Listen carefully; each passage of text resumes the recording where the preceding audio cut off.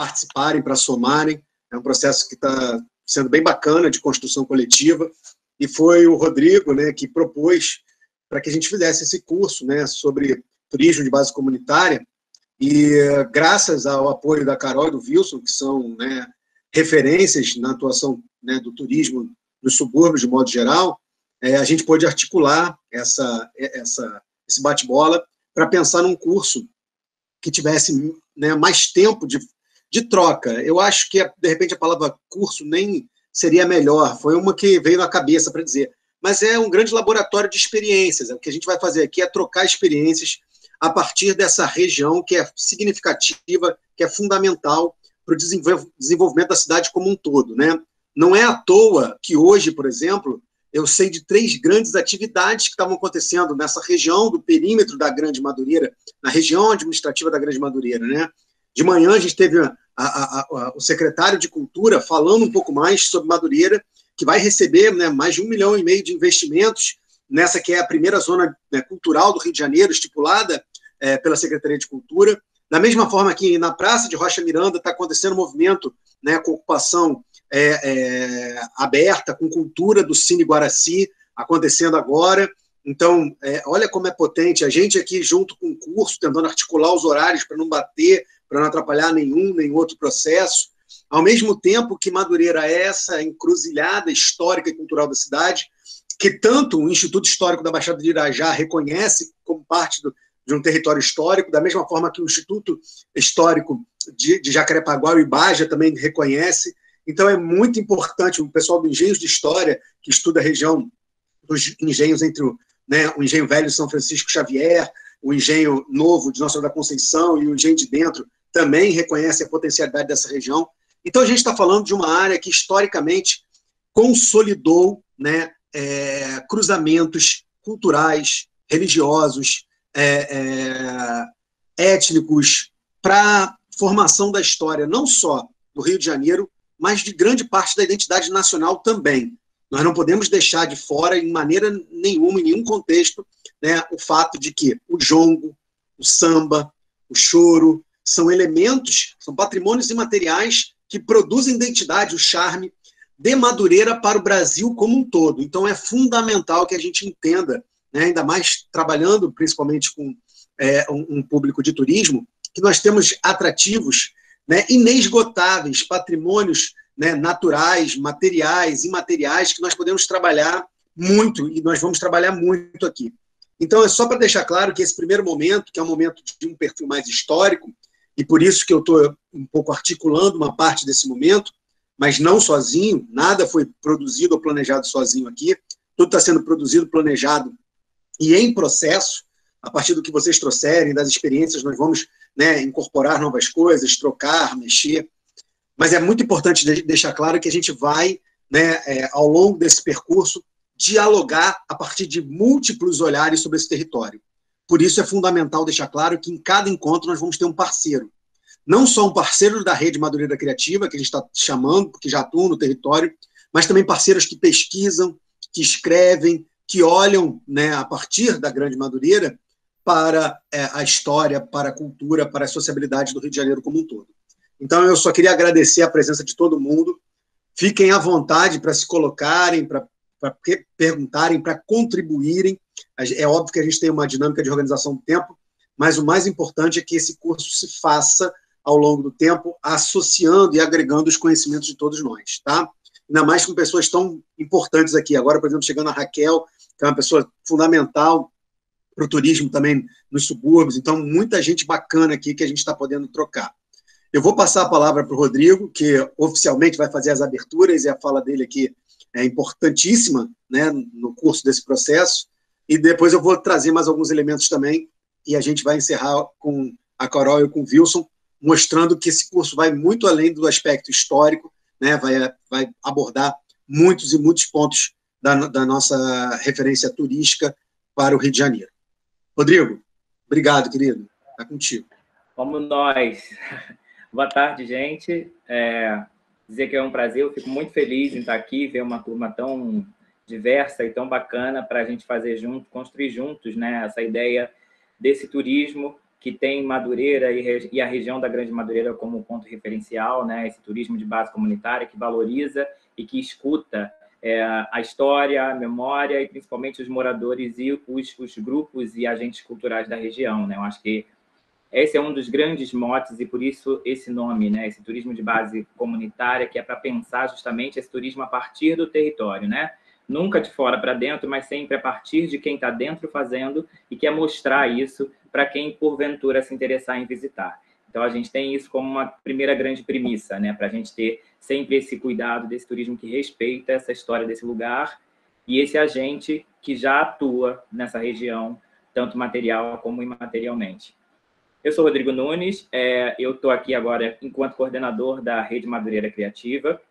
A Rede Madureira Criativa, que é uma iniciativa inicial da Companhia de Aruanda, que é a organização social que eu faço parte, e que a gente nada mais fez do que seguir um conselho que a gente sempre ouviu da nossa tradição. Eu nasci em Madureira, eu sou da Serrinha, eu comecei a me envolver com essas questões culturais através do jongo, né, que é lá da minha comunidade. A Serrinha, durante muito tempo, foi o único núcleo urbano de comunidade jongueira que a gente teve aqui na região sudeste. E a partir dessa minha convivência com os mestres, com os mais velhos e com os outros grupos, a gente sempre teve uma premissa que ela sempre foi primordial, que é a questão do trabalho coletivo, né? A gente tem vários ditos, várias máximas populares que sempre nos reforçam essa ideia da importância e da força do trabalho quando a gente faz ele em conjunto, seja pelo conceito do Ubuntu, seja quando a gente fala que, assim, bom, se você quer ir só rápido, você vai sozinho, se você quer ir longe, você vai junto, né? Você vai em grupo. E pensando sempre nisso, se a gente se reúne, o leão vai dormir com fome, são vários os ditos populares, vários os ditos africanos que nos falam o tempo todo sobre a importância do trabalho em coletivo. E a partir disso que a gente resolve, então, começar a startar um trabalho que é um trabalho da Rede Madureira Criativa, que nada mais é do que juntar todos esses produtores, grupos e agentes que trabalham com economia criativa e cultura na região da Grande Madureira, que já fazem seus trabalhos individualmente, que já atuam há muitos anos na região, mas que estão trabalhando cada um no seu lugar, né? Então, a nossa ideia é concatenar, é unir esses trabalhos, essas ideias, para que esses trabalhos juntos consigam trazer mais força e mais visibilidade para o território e para os grupos individualmente. Então, essa é a premissa fundamental da Rede Madureira Criativa.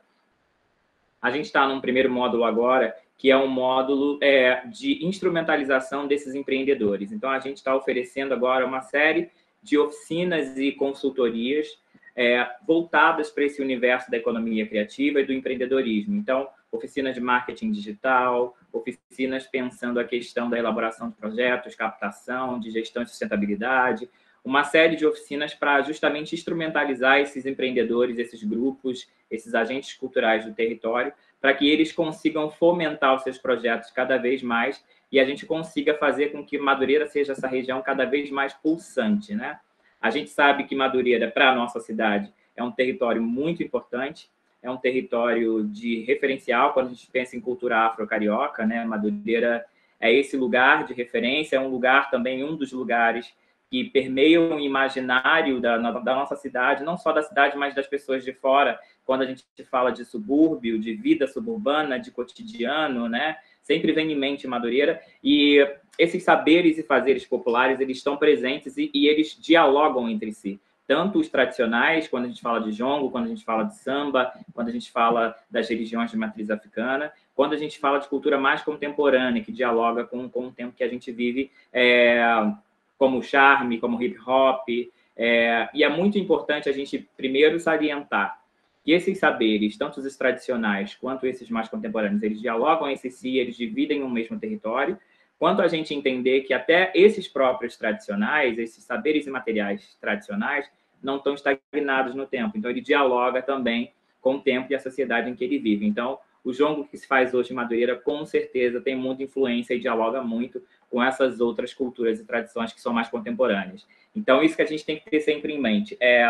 E quando a gente resolveu pensar essa gama de oficinas para instrumentalizar todos esses empreendedores da região, a gente, mais do que nunca, sabe que pensar o turismo para essa região é muito importante. Não só importante economicamente, né, culturalmente, porque já é uma região muito pulsante culturalmente, né, mas trazendo para uma experiência pessoal, a gente sempre tem e sempre sai do nosso território, no caso de Madureira, para fazer apresentações em outros lugares, né, para estar nos teatros no centro, para acessar pessoas interessadas na Zona Sul ou nas outras áreas da cidade. Então, a maioria dos grupos saem do seu território de origem para se apresentar e para apresentar os seus saberes e fazeres nessas outras regiões, onde a gente tem uma oferta de equipamentos culturais muito maiores, onde a gente tem uma oferta de pessoas que, porventura, a gente pensa que são interessadas e que, teoricamente, não viriam aqui, e a gente tem como principal objetivo subverter essa lógica, né? Então, é mostrar que Madureira, que o subúrbio, que a região da Grande Madureira, pensando em Madureira e os bairros ao redor, ela também é cultural e também é turística e tem esse potencial turístico. Então, por isso, a ideia da gente ter também esse módulo, esse curso de turismo, pensando a região da Grande Madureira, para a gente justamente trazer o olhar para que essas pessoas consigam olhar o Madureira como um lugar cultural e turístico que pode trazer e gerar economia, fazer essa economia girar e crescer ainda mais. A gente tem dentro da nossa rede uma série diversas de pessoas e de agentes, e aí dentro da rede Madureira, que hoje já se estabelece, a gente tinha então a presença do Rafael e também do pessoal do Guiadas, Carol e Wilson. E aí a gente falou, bom, nada mais natural do que a gente convidar os próprios agentes que já fazem parte da nossa rede para estarem à frente desse módulo, né? Então a gente reuniu forças com esses outros 2 coletivos, com essas outras pessoas, para que a gente pudesse pensar esse curso, um curso que fosse o mais orgânico possível, trazendo também outros agentes do território para dialogarem, para trocarem com vocês ao longo do curso. Então, a gente vai ter muita gente convidada para estar aqui conosco a cada encontro, para a gente justamente tornar esse encontro cada vez mais rico e dinâmico. E a nossa ideia é que lá no futuro de 22, que a gente pretende que esses encontros se estendam até o início de 22, que a gente consiga começar a experimentar, a experienciar esses circuitos que nós vamos desenhar aqui juntos, né? Então, ao longo desse panorama histórico e depois, num módulo mais prático com Wilson e Carol, a gente vai delimitar esses circuitos dessas guiadas que vão acontecer. E aí a ideia é que a gente tenha também esses encontros com essas aulas de campo, experienciando na prática esses circuitos que nós vamos estabelecer juntos, né? Então, a gente tem aí uma jornada que vai começar com esse basamento histórico, teórico, para a gente entender, né, a formação do lugar, né? Por que Madureira tem essa diversidade cultural tão grande, por que Madureira tem esse referencial quando a gente fala de cultura afro-carioca, e a partir daí a gente gerar esses circuitos e experienciar eles na prática, fazendo as guiadas aqui pelo território num futuro bem próximo. Então, é só receber, não vou me estender muito mais, eu dizer que todas as atividades da Rede Madureira, para além do curso, elas são abertas e gratuitas. Então, através dos nossos perfis no Instagram ou no Facebook, vocês conseguem saber exatamente quais as oficinas estão sendo oferecidas, e aí você também tem a oportunidade de se inscrever e fazer essas oficinas gratuitamente. A gente tem uma série de cursos e oficinas que são oferecidas, então, caso alguém tenha interesse, é só acessar essas redes, lá você vai ter toda a lista de oficinas e consultorias também, se você tiver uma necessidade de um atendimento um pouco mais personalizado. A gente também tem formato de consultorias para pensar o seu negócio, o seu empreendimento, o seu grupo, a sua iniciativa cultural, para a gente ajudar de alguma maneira, né? A Rede Madureira Criativa hoje ela é esse grande lugar onde a gente vai juntos aprender a potencializar as iniciativas que individualmente cada um já faz. Então, vou estar aqui com vocês também, aprendendo tudo, dando uns pitacos às vezes. Sejam bem-vindos e muito obrigado. Wilson, quer dar um salve antes para a galera? Quer falar alguma coisa? Carol também? Senão eu vou pegar esse bonde aí. Rafael, se quiser seguir, a Carol está com os meninos. Aí eu ganho tempo. Se não, depois eu venho. Sem problema, cara. Beleza. Então, galera, vamos lá. Eu sempre, quando eu vou falar de Madureira, né, eu sempre fico assim pensando, É muito interessante que hoje em dia, né, o secretário de Cultura reconheça, né, a potencialidade de Madureira, mas é muito importante que se pense que antes do poder público oficializar, né, ou tornar, né, notório esse interesse sobre essa área, a produção dessa área, a relação entre as pessoas, a construção desse espaço, se deu através de um processo histórico de embates e de resistência e resistências. E são essas resistências culturais que produzem a identidade desse território, né? Então, para mim, é muito importante dizer, é muito importante validar, antes da gente começar, uma máxima, que é aquela máxima da própria vovó Maria Joana, se não me engano, agora não estou lembrado de cabeça se é. Eu tenho até uma camisa que eu comprei no João da Serrinha que fala isso, que eu acho que é lindo, que é aquela ideia de tudo que a gente recebe, a gente tem que passar adiante, né? E a ancestralidade, a origem histórica desse território de Madureira foi construído com essa perspectiva, né? A gente não pode esquecer, a gente está falando, por exemplo, esse ano, né, dos 120 anos do Paulo da Portela. A gente não pode esquecer que quando Paulo da Portela chega, né, no Rio das Pedras, que era essa região, né, de Oswaldo Cruz, ele relata essa região, os relatos dessa região são como uma grande favela horizontal, como um grande quilombo, né, como áreas sem o investimento do poder público, onde a construção desse território é feita na prática por aquelas pessoas que ali estão indo, né, ocupar. Então, isso é fundamental. Se a gente reconhece hoje Madureira como esse território da diversidade, como essa encruzilhada da cidade, como essa área que historicamente era um ponto de interseção de várias áreas indígenas, eu sempre falo isso, né? Quando a gente vai começar a falar de Madureira, ou quando a gente vai começar a falar de qualquer outro território, né, no Rio de Janeiro, a gente não pode esquecer da herança diaspórica desses territórios. A gente não pode esquecer que muito, muito antes, né, da criação da primeira concessão de Sesmaria, que data de 1613, o que dá o ano, né, de 408 anos de Madureira, essa efeméride que a gente marca como símbolo do aniversário de Madureira, se deve à primeira concessão de terras distribuídas em 1613, né? Mas muito antes disso, a gente não pode esquecer que ali era um entroncamento da cidade.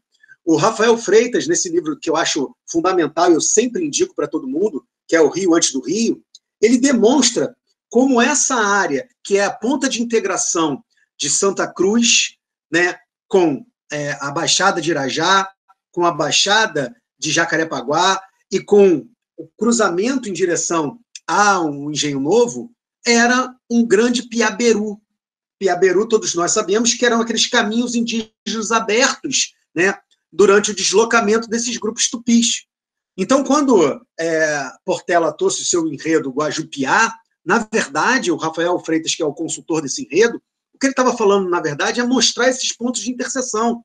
É mostrar que entre, por exemplo, Piedade, onde passa ali o Rio Faria, até Irajá, onde passa, né, o Rio Meriti, o Rio Irajá, eram pontos de intercruzamento da cidade, onde esse entroncamento, esse deslocamento indígena era feito. Basta dizer que existe um caminho do macaco chamado Muriquipari, que é muito apresentado em vários trabalhos, não só no Noronha Santos, no Freguesia do Rio Antigo, mas também o nosso amigo Luiz Paulo Leal apresenta ele na sua dissertação de mestrado premiada, né, Caminhos do Subúrbio, onde se mostra que se pescava ali, a população indígena saía do Rio Faria e ia pelo caminho que hoje é a Clarimundo de Melo, o caminho do Muriquipari, em direção a Madureira. E dali se deslocava para outras tabas indígenas importantíssimas, a taba de Inhaumá e a taba de Ieraá, ou Irajá, né? Que era a taba que significa o quê? Aldeamentos indígenas importantíssimos, do período ainda pré-colonial. A gente nem sabe determinar de quanto tempo nós temos essa ocupação. Há algumas escavações que encontram sambaquis em territórios próximos do litoral da Baía de Guanabara, onde hoje nós temos uma série de portos, né? Nós sabemos que ocorreram uma série de portos ali, desde o porto de Mariangu até o porto de Nova Iguaçu.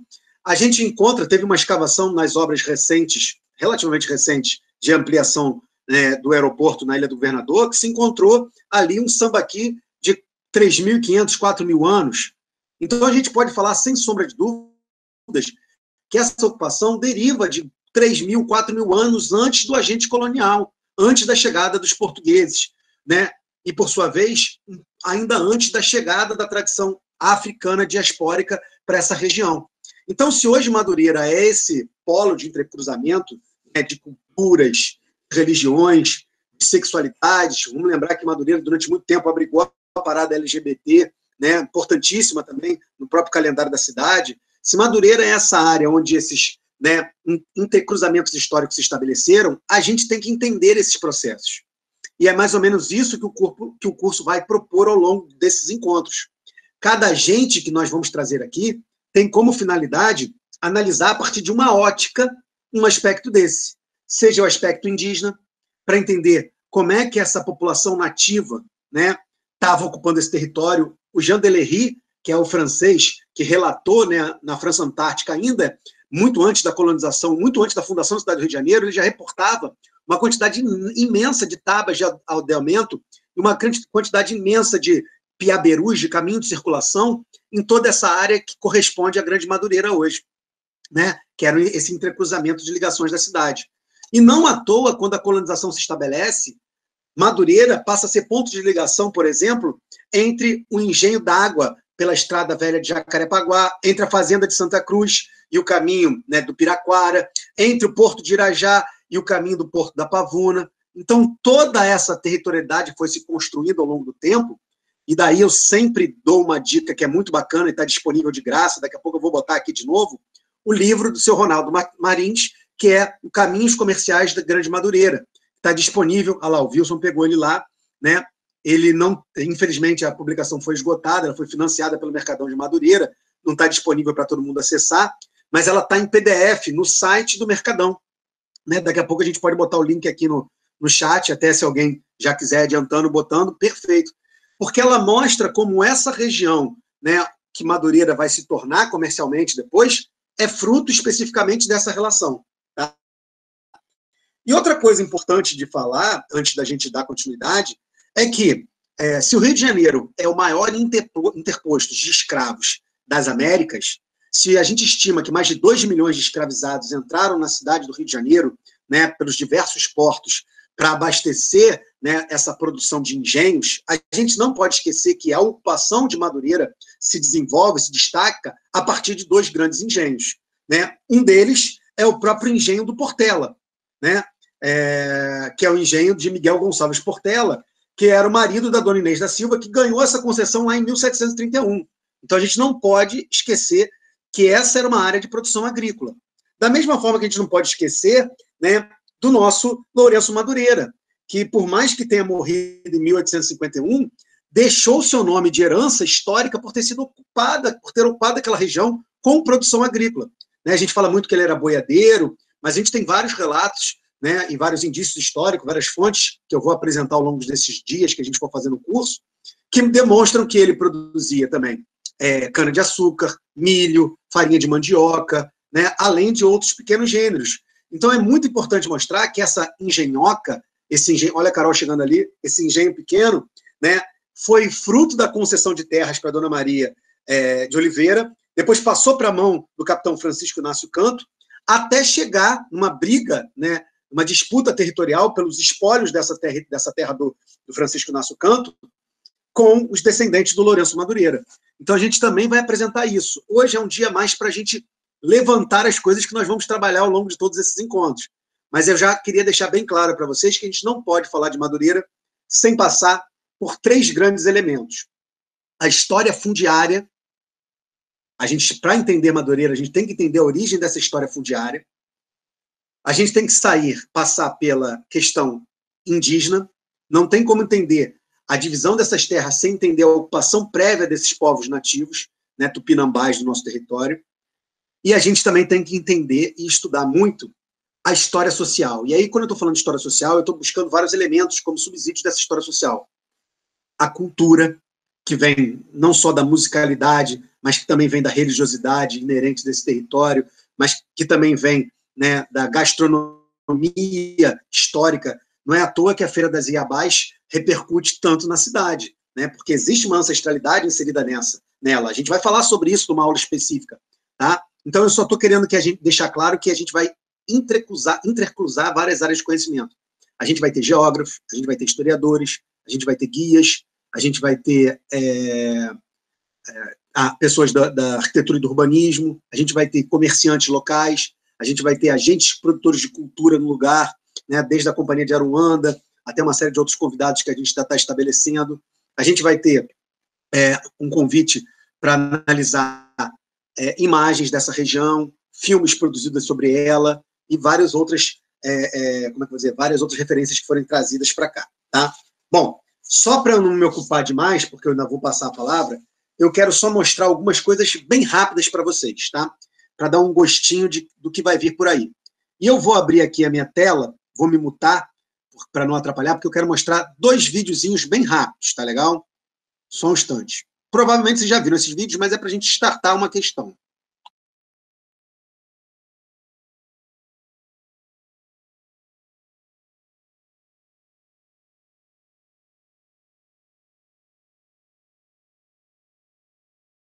Agora, Ana Paula, vamos conhecer juntos uma história muito bacana. Você sabia que o Walt Disney esteve no Rio de Janeiro? Sim, falamos em gato, né? Vamos falar também do Mickey Mouse. Faz exatamente hoje 80 anos que o pai do Mickey, Walt Disney, chegou aqui ao Brasil. Uma curiosidade, muita gente nem sabia, mas ele sambou na Portela, se encantou com a magia da águia de Oswaldo Cruz e Madureira. Então você vê na reportagem do Enildo Viola e do Danilo Vieira. Essa história já aconteceu faz tanto tempo. Por onde a gente começa? Talvez procurando pistas. O que é que existe de Walt Disney por aqui? Tem cobertorzinho, as coisas que tem mesmo é do Mickey. O que é? Cobertorzinho de R$ 27,99. Vende bem? Vende, tá até vazio também. Quanto é que tá as princesas? Ó, tá na promoção. De 140 por R$70. Walt Disney e Madureira.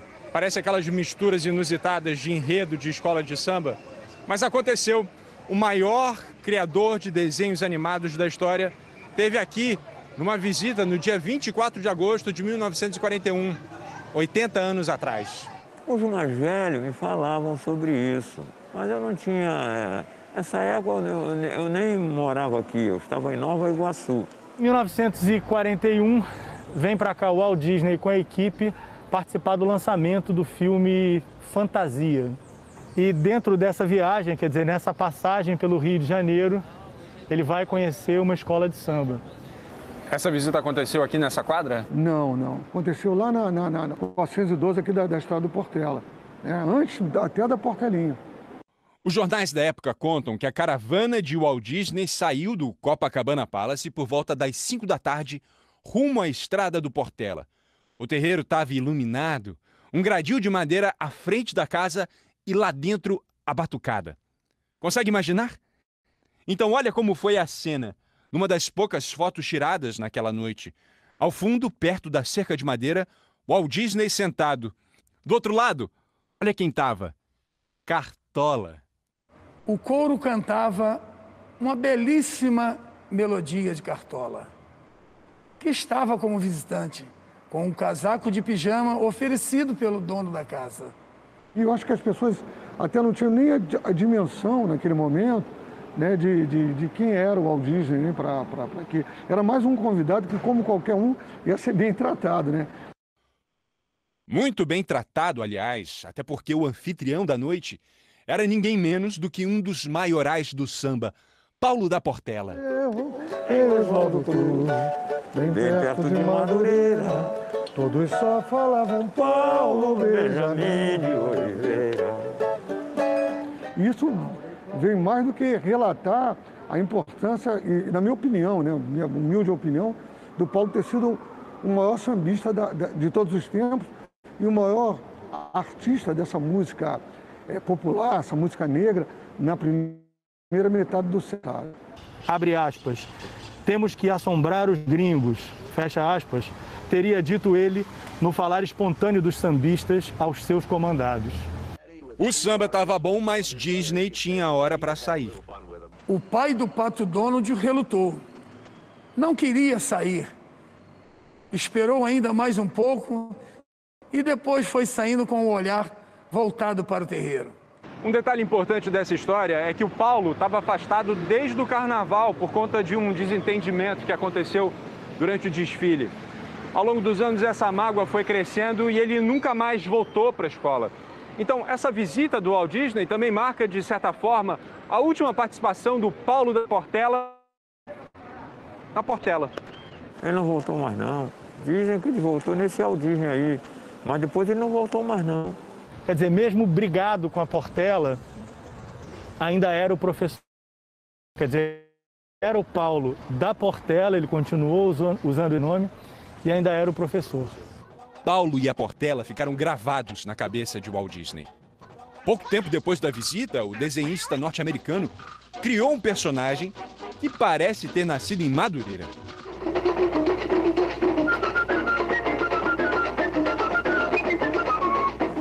Isso, Zé Carioca, é verdade. Sim, é isso mesmo. Dançarino, alegre, né? Será que é inspirado no Paulo? Muitos dizem que sim, eu acho que também, né, Simona? Porque dançarino, alegre. A descrição do evento é essa, né? Tá lá o Disney, tem uma secretária tomando notas e tem uma equipe desenhando. E os resultados desses desenhos vão ser vistos num filme no ano seguinte. E, assim, uma das estrelas desses filmes é o Zé Carioca. Vai conhecer o Rio. Vamos a todos os lugares. Vamos a Tijuca, Copacabana, Furnas, Urca, Salgueiro, Laranjeiras, Botafogo, Andaraí, Meier. Pensando bem, que noite teve o pai da Cinderela. Ao que tudo indica, se encantou por Madureira, se apaixonou pela Portela. Juro que fiquei boquiaberto. Nunca me senti tão perto da Portela dos tempos atrás, eu juro.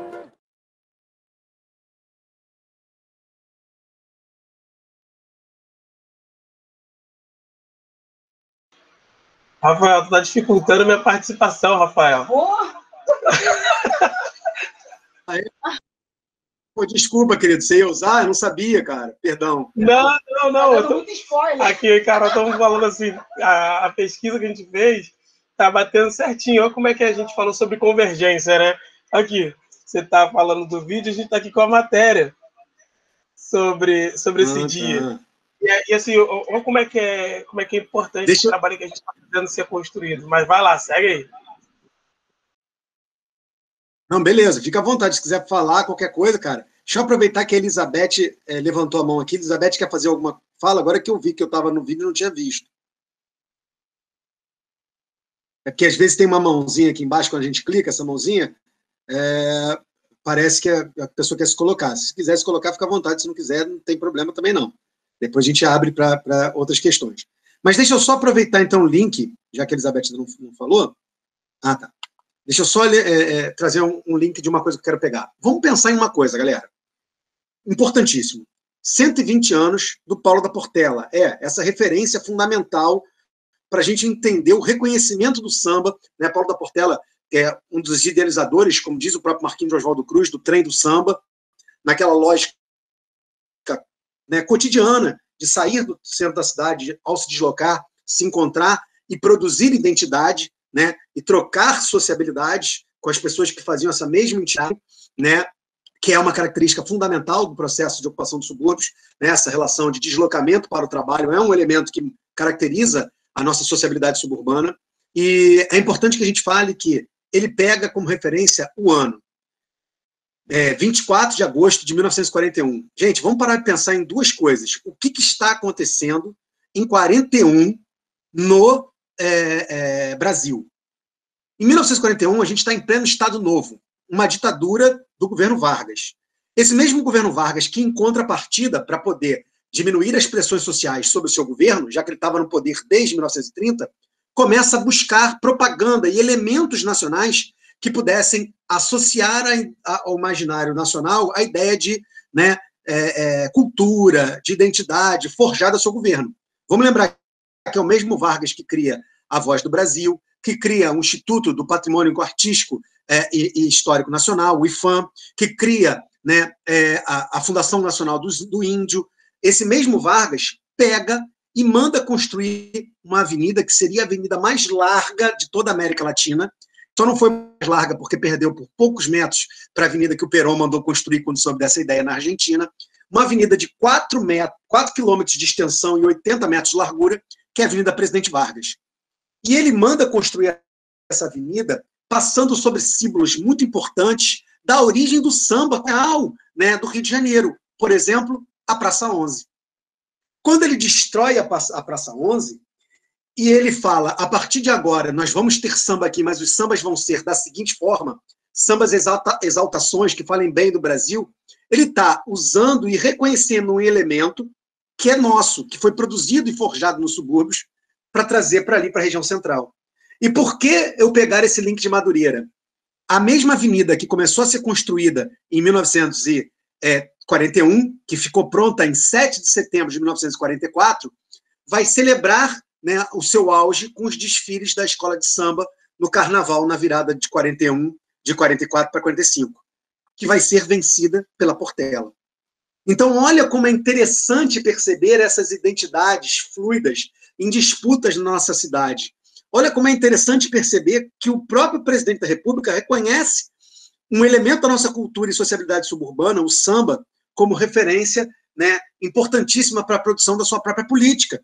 Então, eu estou pegando esse gancho para mostrar para vocês que é muito importante entender a dimensão que o samba vai tomando, né, e não só no Rio de Janeiro, no Brasil, porque a gente não pode esquecer que desde 1922 a rádio está entrando no Brasil. E na década de 30, junto lá com o prédio da Rádio Nacional, né, que agora querem leiloar, que foi inaugurado em 1929 lá, no contexto da própria Revolução de 30, a Rádio Nacional estava ali com seus shows de calouro, difundindo essa musicalidade, essa identidade do choro, do samba, do jongo, para o Brasil como um todo. Então é muito importante entender que Madureira tem um protagonismo central nisso, mas não só pela Portela. E aí eu vou pegar mais um depoimento para a gente falar. Espero que esse não atrapalhe o Wilson. Calma aí, Wilson. Mais um só, tá? É o último. Espera aí. Deixa eu fechar meu microfone aqui, senão atrapalha, e vou abrir ele. Tô de olho, tô de olho.